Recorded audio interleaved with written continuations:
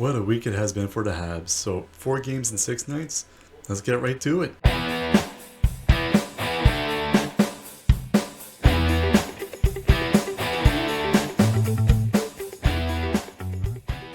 Hi everyone and welcome back to Canadian's Corner. I'm Dan Malone with Seaway Sports Lounge, and today we're going to be covering a really busy week for the Habs as they covered 4 games in 6 nights.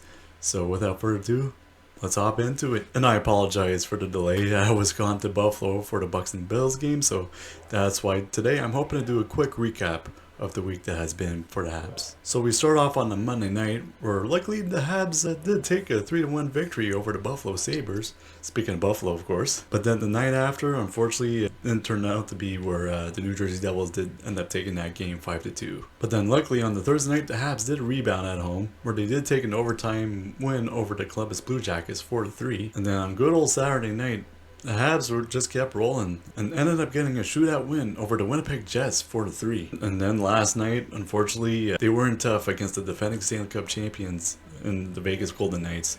And unfortunately, they did falter in a shootout loss 3-2. So unfortunately, like I said, being I was away in Buffalo there this past weekend, I'm just going to do a quick recap and let me give you my thoughts so you see if you guys like it or not. So from my perspective, I thought the Habs were really fighting every game, and coming from a Habs fan, I really enjoyed that. That's a good start. And one play in particular that I did like is the play coming from Justin Barron. He seems like he's been in there every single game and really pressing hard. Like I said, this has been a very good pressing effort from him. Just the only unfortunate part was early in that week we did see David Savard go out with an apparent injury after a massive shift of kept getting hit by pucks there on that penalty kill. Because of that, unfortunately, we'll be out 6 to 8 weeks with a fractured hand after that game. So let's hope for a speedy recovery, and hopefully the Habs will do without him for a while. And with that result, they did have to do a couple call-ups, one being in Yoel Armia from Laval, and one from Gustav Lindstrom on an emergency basis, so for a couple games then, and then got sent back down afterwards. Even though the Habs are battling every game, the penalties are still an issue, as they still seem to be taking quite a while. So I don't want to sound like a broken record here, but obviously this is something that needs to be addressed, and hopefully sooner than later. And another concern is, unfortunately, I haven't seen any much from Uri Slavkovsky. Like, for the first couple of games of the year, he seems to be alright, but other than that, he's just been very silent on the score sheet.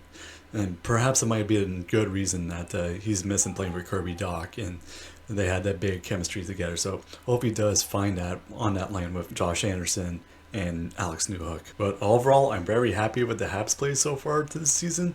And now we're on to Thursday night as they go to Arizona as they battle the Coyotes as they continue their Western road trip. If you guys like what you see, feel free to subscribe and like the channel for more Canadian's Corner content and everything else NHL and Leafs time out with Ryan Hawksworth. So until then, I'll see you guys later.